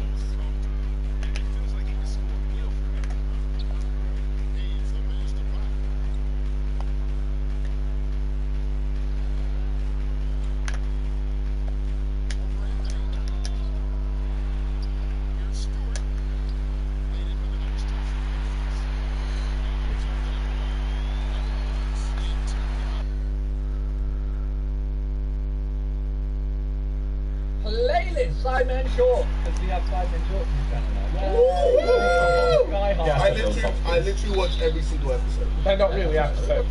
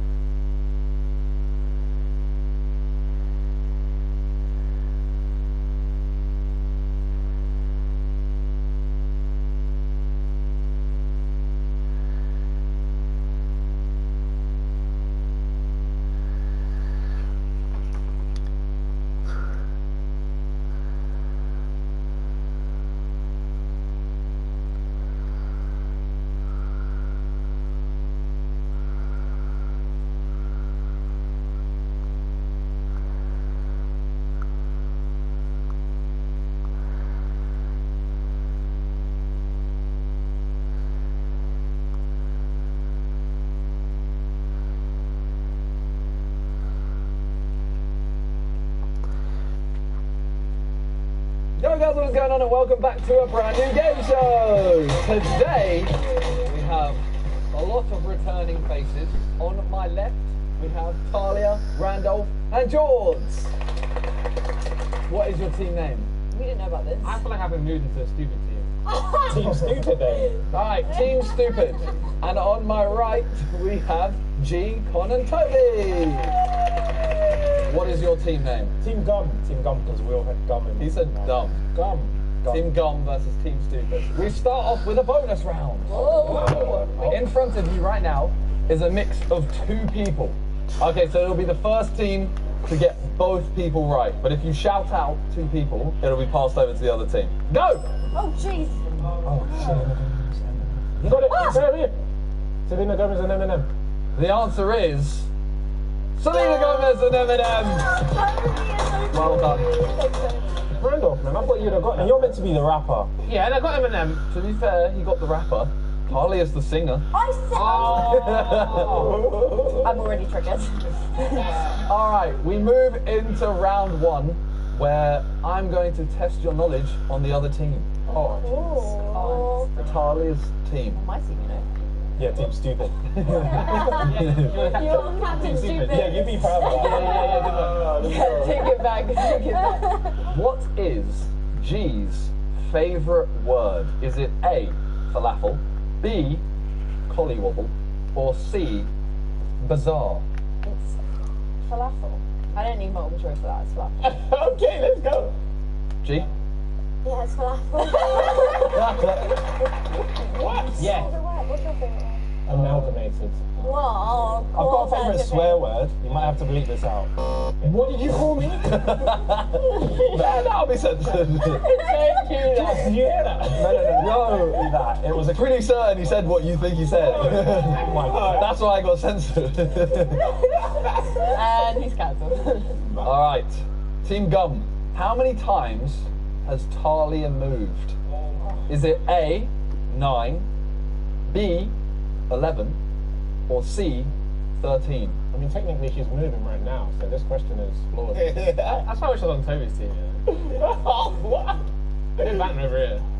I think it's 9. They've gone for 9. Talia? It is wrong. It's 11.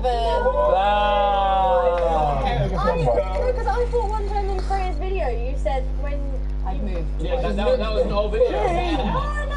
Alright, Team Dumb. No. What? Team Stupid. How many siblings does Toby have? Is it A, 4, B, 5, or C, 6? Siblings, including him. Siblings does not include you. Unless his dad been putting in work. Oh. Hey! Relax. Yeah, we're not going to guess, so we're going to go with what we know. 4. Toby? 5. What is Randolph's most streamed song on Spotify? Is it A, Beerus? Is it B, Manchild? Or is it C, Pull Up? Okay, well, he wasn't a Pull Up. I am throwing this out there. It is on his Spotify. Why? It's on the album, isn't it? Just say, yeah. Does that count as his song, though? I'm going off his Spotify. So this isn't even a Randolph question. It can't be Pull Up. I'm going to pick my Say favourite with video. confidence. Beerus. Randolph, do you know? Beerus. By a bit. Beerus with 33 million, roughly. Pull Up with 28.5. But Manchild... Oh, no. Oh. No, it's a stinker. It's on 9. Team Idiots. Why are you just changing our name every time? It's your fault. Hey, Team Dickens. What is Con's least favourite piece of clothing? Condoms. A, underwear, B, trousers, or C, hats? I've always seen Con in shorts. He should be wearing a hat right now because of his bald head, but he's not. So he must hate them. I mean, he must hate hats because he wouldn't be wearing one otherwise. I'm not gonna pick an answer, bro. Innit? Pick an answer, bro. Team, come on. So George said trousers, so trousers. You going for trousers? Yes. Con? Trousers. Who was George born the day before? Was it A, David Beckham? Was it B, the Queen? Or was it C, Jesus? Well, it can't be any of them. Not year. Okay, wait, let's think about this. I don't know. No, the Queen. You have the Queen? Yeah. George, when's your birthday? Christmas Eve. I knew it. Team Donut. What is G's favourite thing to do outside? Is it A, visit the flower gardens, B, see the otters at the zoo, or C, get a pretzel? Because the G does love a garden. Like, we used to go in Canary, we used to run around like the little. She loved that. Speaking like she's a dog, like she used to just run around. I wanna go. I'll go with whatever you say, Charlie. This is wrong. Go with flower garden. You going flower gardens? Yeah, we're doing it. G? I like flower gardens. Yeah! I do like otters as well. That is a curveball. Alright, Team Gum. What did Talia specialise in gymnastics? A, the beam, B, the floor, or C, the bars? The only thing I've ever seen Talia do gymnastically is the stuff on the floor. Like that. Yeah, that's what I was gonna say. Beam, floor, and what? The bars. Have you seen her? She can't walk on a beam. She fell over the table twice a minute ago. We're gonna go with Yeah, floor. floor. Talia? It's floor, but beam. Yeah, that's what I was just second. Either way, you still ended up on the floor. I was gonna say. Yeah. For the nearest million, how many streams does Destined for Greatness have? Is it A, 15 million, B, 20 million, or C, 25 million? Do you know what I mean? Because 15 is still mad. That's almost double man-child. I think 20 is a good way to go. It's in the middle. But I think it should be over 25, but I'll say 20. You're going for 20. Toby, do you know? 25, motherfucker. 25. Actually hit It's not like yesterday. What is Randolph's favourite Pokemon? Is it A, Lugia, B, Celebi, or C, Charizard? Lugia. Because I filmed a video with him and Josh where they were nerding about cards. It's like, oh, Lugia is my favourite. And you don't remember the music video? Helium. I can only remember the good bits. I can only remember Simon's verses. Well, I wrote them all, so. I didn't. Go with Con's answer. You're going for Lugia? It's Lugia. It's Lugia! This is your last question. What is Con's favourite cartoon? A, The Simpsons, B, BoJack Horseman, or C, South Park? It can't be Simpsons, really. If it is, that's so disappointing. Put some respect on Simpsons, please. I'm not like outrageous. Simpsons is good, but it can't be the best. You know, Simpsons Yeah, always that's been what I there. mean. So it's either South Park or BoJack. Which one are you going for? BoJack. Because we want it to be. If it's not, I'm disappointed. Con? It's South Park. It's South Park. I don't really fuck with the animation of BoJack. Alright, your last question. What is George's favourite Disney film? Is it A, Mulan, B, Aladdin, or C, The Little Mermaid? It's Mulan. You going for Mulan? Are we going for Mulan? I was going to say Little Mermaid. I just see him as a Little Mermaid guy. No, it's Aladdin because I always hear him sing songs from Aladdin. Okay, you three have literally said, you've said every option. If he always hears songs from Aladdin, then. A whole new world. Wow. My gosh. Going for? I think he's a Mulan Donino. You're saying Mulan, you're saying Aladdin? I'm saying Aladdin. It's probably I Aladdin. said Little Mermaid. Let's go Aladdin. So you're going for Aladdin? Go with Con, he's carried us, yeah. The answer is?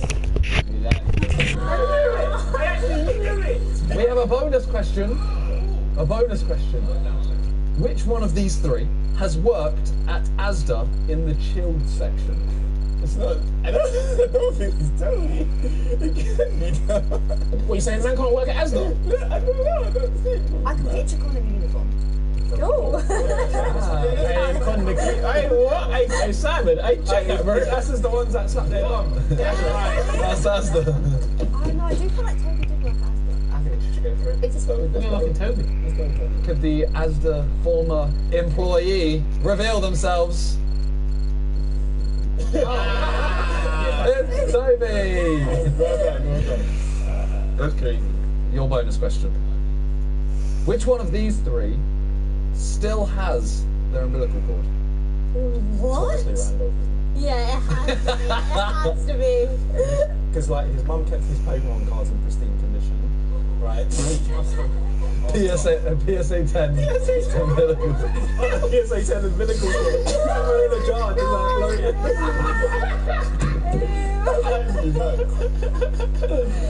I generation yours like it. Who are you going for? It's for the Bounce Randall. Could the person with the PSA 10 umbilical cord reveal themselves? Yeah. So you brought to it? Get away from me! Just to clear this up, I did not tell him to. I thought you guys didn't want to see it. That's PSA 8. That is the end of round 1. But there's a bonus round again. In front of you are 2 celebrities again. First team to name both. Go.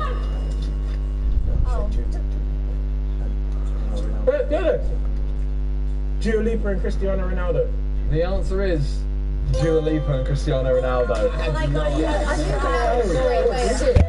Alright, we move on to round 2, where you two are going to have to nominate one person to play a game of giant Jenga. But with a twist. With a twist! With lips in! Strip Jenga. Wait, what? I was going to play around. Alright, it's George and Con. Yeah, George and Con. He said lips in and he said strip Jenga. So just let them do their thing, innit? Alright, go for it. You let do your thing. I'll start. Make us proud. Okay, so the way this works is, on each block is a YouTuber. For every block you pull out, you will then have to describe that YouTuber in one word. And if your team gets it right, you get a point. Whichever team wins the Jenga battle gets an extra 3 points. So, if you want to play rock, paper, scissors, see who goes first. This is going to be a shambles for me. Paper, scissors, shoot.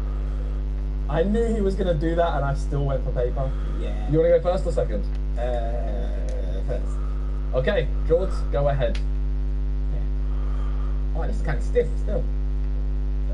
That's what she said. Okay, don't show them. One word to describe the YouTuber on your blog. Don't show them. You can't say anything to do with... like in his name. No. I mean, you have just given the clue away, but... Drug. Harry. Who is it? No, man. Chris MD. Football. Does Chris MD does football? Tons. Alright. It's hard. Banned. Why do I think he means cancelled and David Dobrik? Oh, that was so... I didn't say cancelled. Stop talking. You say, from now on, I will accept nothing else. You know where they're getting now. YouTube. It's okay, it's good. Oh, it sounds like a band. Oh, band, like didn't. No. He shook his head. Please stop shaking your head or anything like that.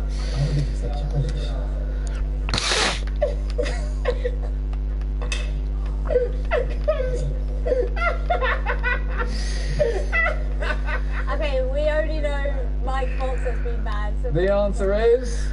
TGF. Why didn't he say childish? You should have said it. If you had said childish... Yeah, I know.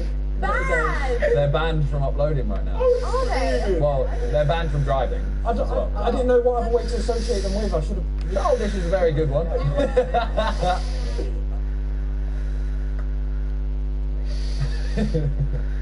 Hello. Big man, you're touching other blocks. This one's mad.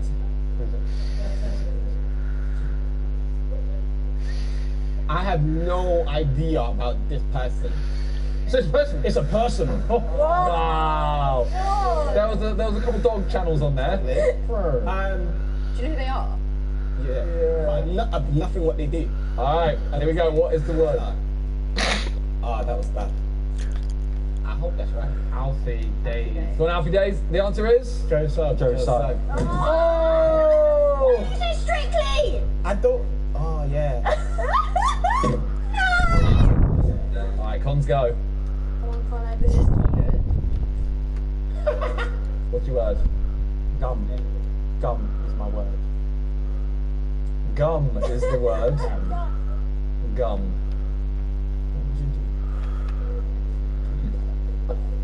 Yeah, but it's con. He just does things stupidly. Go on, have a guess. Okay, what should we just say what we put on? G. Guess G, the answer is? Spice gum. But he said gum, you're not allowed to. I would have disallowed that anyway. You literally said half the name. What would you guys pick for him? Rice. Right, but I didn't get gum with it actually in the name, so I don't think I would have got it. Go on, George. Malfoy. It has to be. Who are you going for? Theo Baker. Theo Baker. Theo Baker! Well done! I should be like Joe Weller or something. Oh my god, no one's in that. No one's in that. I'm stop picking difficult ones, bro. Here we go. Any second now, it's gonna come to me. You know about to spit bars. Not bad, man. But the word is runway. Like runway model thing. Whoa, come on. Not run away, runway. No, it's one word. Bro. You said at this point, I don't care about this round. Alright, who are you going for? Marcus Butler. It's Zach and Jay. You could have said Lama! Or Alpaca, bro. Alpaca. Woo! What is going on? Hey, drugs. Okay, if it's not freaking Harry at this point, I'm going to knock you out. He's happy with himself. Okay, he's Yeah, happy with Harry. himself. Go for Harry. Imagine if you did that kick and just not think about it. Why do I? Alright. Drama. Teamster. Yes. Oh, wait. Oh my god. Well done, you got one. Nice. Fuck up. Oh my Jesus. Come on.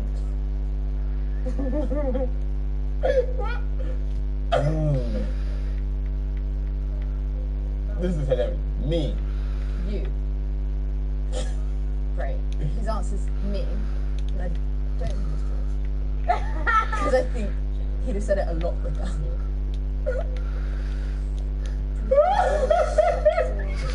We can only do what he gives us, right? Surely. There's just, no, because if he's taken 45 seconds to come up with me and it's him, I'm going to be human. What's your answer? We have to say George. Yeah, George. George. Yeah, that's correct. I don't know who to be more pissed off Why at. did that take you 45 seconds? Why did it take you 45 seconds to say it was him? Because there's no way you go. No, it's because he started laughing. Come on, pull out yourself. Oh, okay. Beautiful. Reactor. It would have been good if he gave us something that only one person did and not half of YouTube.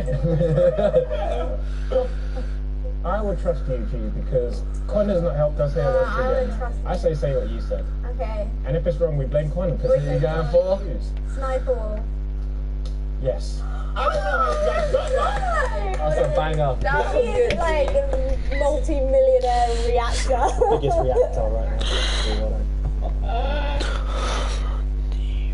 Me.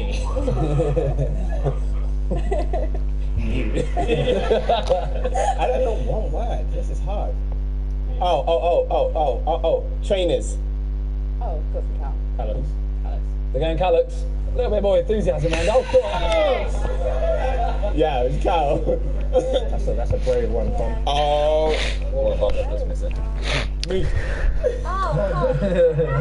You sure? You sure? See the intro. That's what it should have been. That's mad. You got it like yourself. Did you look for that? No, I can't see anything. It's getting a bit stressy here. Like, I'm sure that's George is going for the same. If that's a word, you're going to have another go. If that's a word that's already been chosen. 7. Sidemen!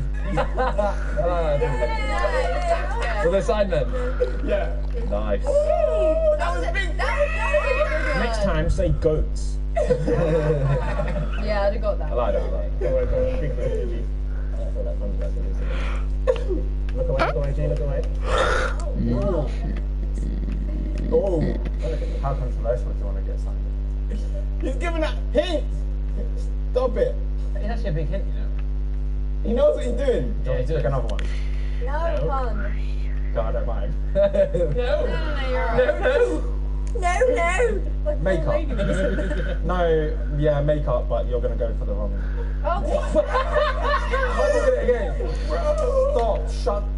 Shut up. Shut up. I was gonna go Noella, but then James Charles. Yeah, it's gonna be James Charles, right?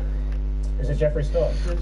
Oh. Unlucky. I don't think you really deserve that point.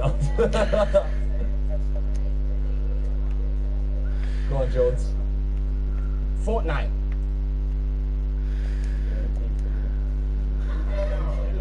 Ninja. Lapsland. What? Lachlan. What? Oh. It's fine. I'm not laughing. Look, George, I'm not laughing at you. I got you. Lapsland. Alright, go on. Lightning, yeah. Comedian. He said that with confidence. Oh, it's definitely me then. No, we both did the same thing. I would have said even tries, right? Yeah. Who you going for? Who tries? Yes. Hey, there we go.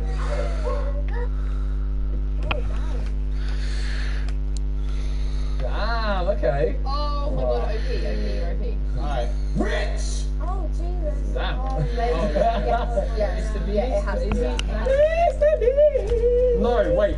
He was questioning and he was going through YouTube's and then he revealed it by celebrating I'll allow it, but that was a... Yeah, I'll allow it, but they hadn't locked in an answer yet. Is it Mr. Beast? I feel like we get that because Cons has been like falling.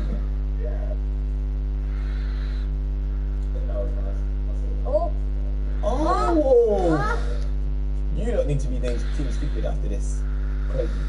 Man that said it took 45 seconds to figure out that George was me. Yeah. What word you going for, Con? Maverick.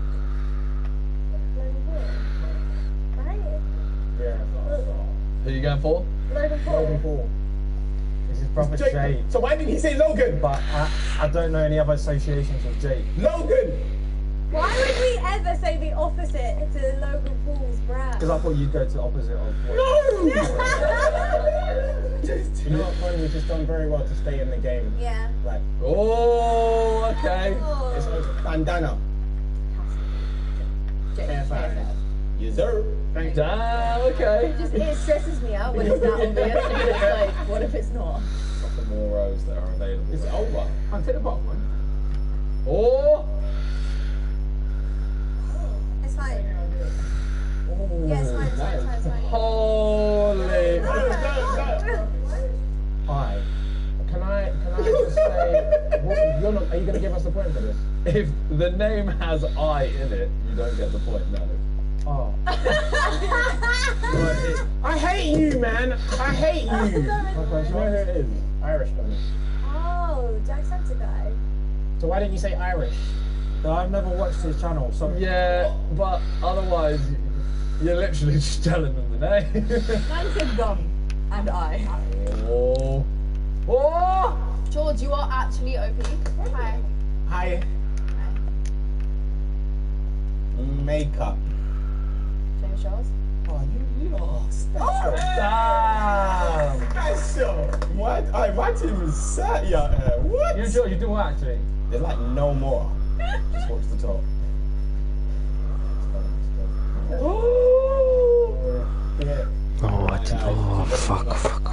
Oh my god! But he has to place it as well afterwards. Warzone. I'm going to say bit. But I'm worried that it might be Wars. If it is Wars, you wouldn't get the point. Then I might as well guess Vic's Okay. star. Alright. Oh, Broncos! Alright. Yes, what? Yeah. Oh, take it back, you're amazing. This is not good because You can't hear it next door, but okay. Well, let me log it in. No, you can't. I just don't think you put that in there. I feel like, is that something? Mark it groundlessly. I say they lose a massive. Marcus Valley. I'm gonna just guess. It's not that. Who is it? It's nice that. She wasn't bad. That's not bad. He doesn't have tech, right? He does a lot of tech. Yeah, but it's like that's what I didn't. What would you have said for Casey Master? Con would have just said Casey. There's no way you can get any of those. No. It has to be one with. Someone get Wait, there's literally. I'm looking at it. There's no one. No, there's one. Podcast. Bro, he's being so. It's so.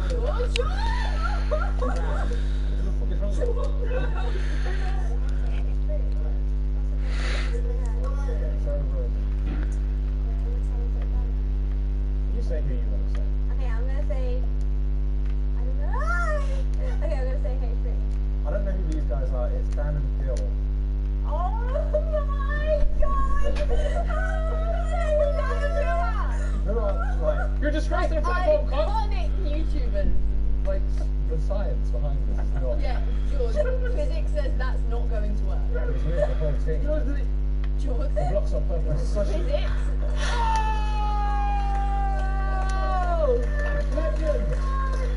3 points to Team Gum. 2 points behind. I mean, it's very close. They get 3 points for winning, and you got 1 point per name. So, if you'd like to come back, damn. All right, the final bonus round. There is another picture in front of you. Go.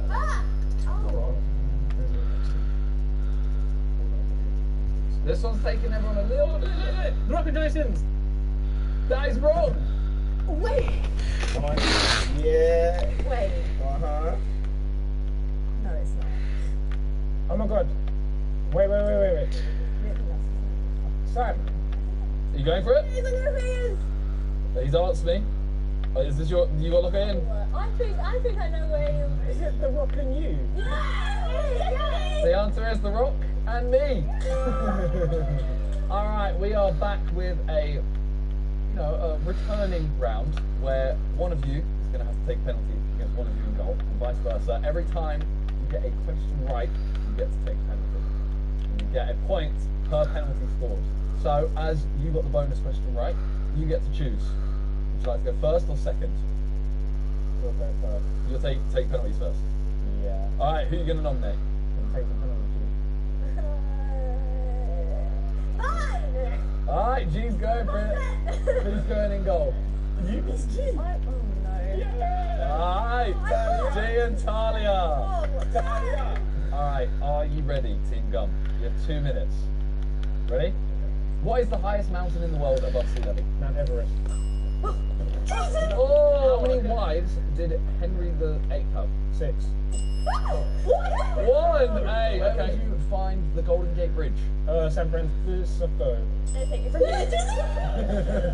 Who is Ashton Kutcher married to? Mike McGuinness. What is the capital city of Spain? Madrid. Who was the president of the US before Donald Trump? Barack Obama. Who is the lead singer of Coldplay? Oh, I don't know. Liam Gallagher. Wrong, Chris Martin. What is the main? What's the main fruit in Ribena? Keep going. Which Chris brand is Gary Lineker the face of? Put it down. Which English town has football teams called United and Wednesday? Sheffield. Oh! What year did World War II end? 1945. What does Craig David do with his date on Tuesday? Love that. Oh! Who plays Rachel Green in Friends? Jennifer Aniston. Oh! How many people are there on an English jury? 12. What is a baby goat called? Kid. What is the name of the Simpsons dog?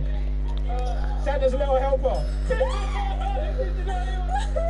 And that is time. That guys' turn. Talia, as you've seen, there's basically no rules to taking penalties. Yeah. Just try and score. Great. Okay, are you ready? Your time begins now. How many valves does the heart have? 4. Jeez! The All Blacks are the rugby team of which country? Kurt Cobain was the front man of which band? Nirvana. What was the first film created by Pixar? Toy Story. Oh, who is Mickey Mouse's partner? Minnie. The Whopper is made by which fast food company? What is the largest mammal on Earth? Whale. Gonna have to take blue whale. Who tried to blow up Houses of Parliament in 1605? Jeez, how do you know? I'm just gonna waste 5 seconds because Randall said your mum.